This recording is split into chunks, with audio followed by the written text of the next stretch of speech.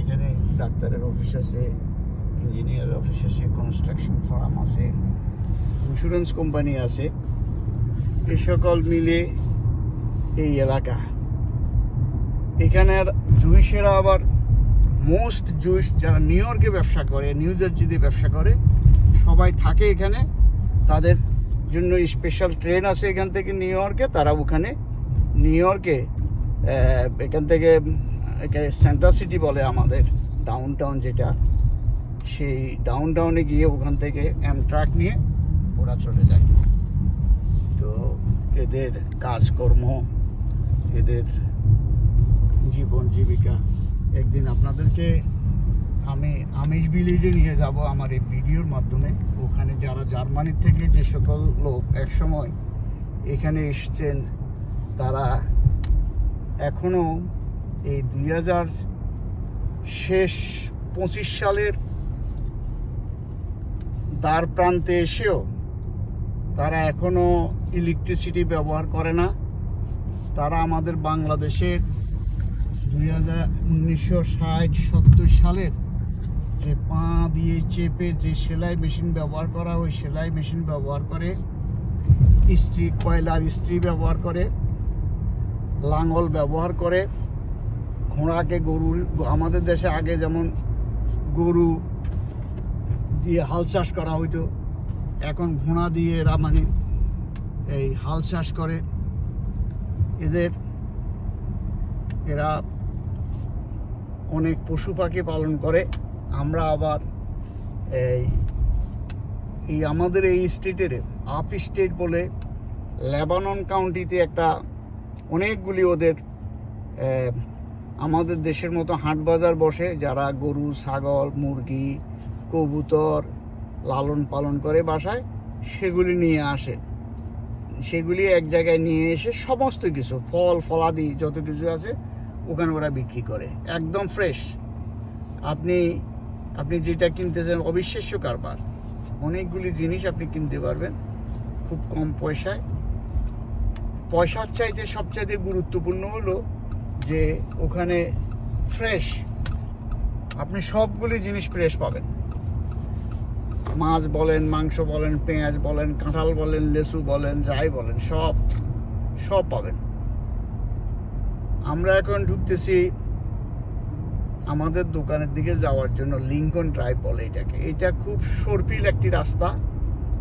সর্পিল রাস্তা মানে আঁকা বাঁকা। এখানে 15 মাইল স্পিড লিমিট।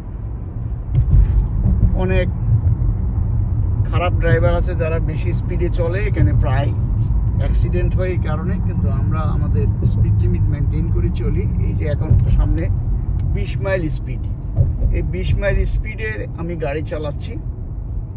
তারপরে সামনে গেলে 15 মাইল হয়ে যাবে, আবার সামনে গেলে এরকম। খুবই সর্পিল রাস্তা, আঁকা বাঁকা, দুধারে সবুজ শ্যামল লতা পাতার গাছ। যদিও এখন নভেম্বর মাস, আস্তে আস্তে যেগুলি হলুদ বর্ণ ধারণ করতেছে। নভেম্বরের শেষ দিকে এসে এদেশের সব গাছের পাতা একদম ঝরে যাবে। পাতাবিহীন এই সবুজ এই দুই পাশ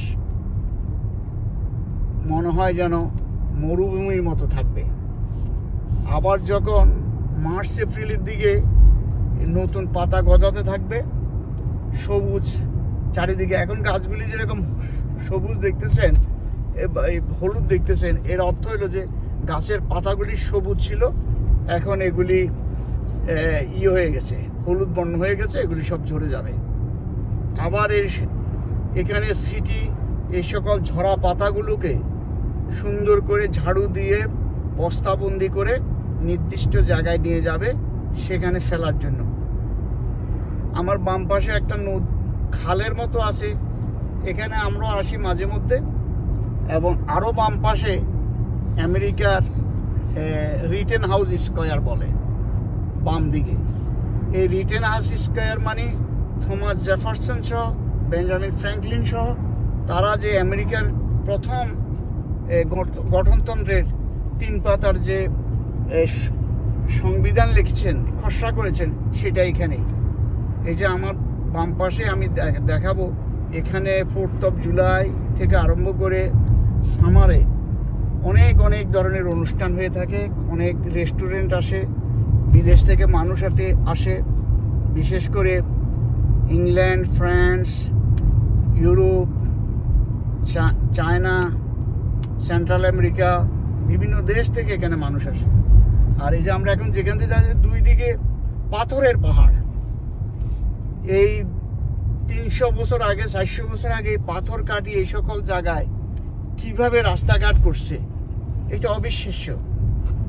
আর তারা এটা আমাদের দেশের জুতার মতো মেনটেন করে, যখন জুতা একটু ছিঁড়ে যায় তখন এটাকে সুন্দর করে আবার ফিক্স করে আবার পরে, ঠিক তারাও এদেশে তাদের রাস্তাঘাটগুলি এইভাবে সুন্দর করে, এই যে সামনে এটা এই যে রিটেন হাউস, এখান থেকে মানুষ আসতেছে, ওখানে জগিং করবে, হাইকিং করবে। হ্যাঁ, আজকে মনে হয় কি আছে, সবাই এখানে আস্তে আস্তে আসতেছে। আমরাও যাই মাঝে মধ্যে, আমরা বিশেষ করে রোববারে যাই, ভিতরে ঢুকি, বসি, আমি আমার সহধর্মিনী সহ গল্প গুজব করি। ওদের ওখানে অনেক বাচ্চা ছেলে মেয়ে আসে, বাচ্চা ছেলে মেয়েগুলি ইয়ে করে, ওখানে খাল আছে, খালের মধ্যে নামে, পানি আছে, পানি দিয়ে খেলে, বিউটিফুল। তো আজকে আর এখানে বললাম না, আমরা এখন এই আমাদের গন্তব্য দোকানের দিকে যাইতেছি। আবার দোকানের এখানে না আসলে আমাদের ভালো লাগে না। আমাদের বাসার বাংলাদেশের পরে, বাংলাদেশের যেমন আমার যে এলাকা, সেই এলাকাতে একটা বাজারে গেলে আমার যেমন ভালো লাগে, ঠিক এখানেও আমাদের এইখানে যে দোকান আছে, দোকানের এখানে আসলে এখানকার মানুষদের সাথে আমাদের 31 বছরের সম্পর্ক। এই 31 বছর এখানে যে সমস্ত মানুষের সাথে সম্পর্ক গড়ে উঠেছে, এদেরকে না দেখলে এরা মনে হয় এখন আমাদের পরিবারেরই একটি অংশ। এরাও আমাদের কাছে আসে, আমরা এদের কাছে যাই, গল্প করি, ব্যবসা করি, বাণিজ্য করি। ব্যবসার চাইতে বড় জিনিস হলো এখানকার মানুষের সাথে আমরা একা কাজ করি। হ্যাঁ।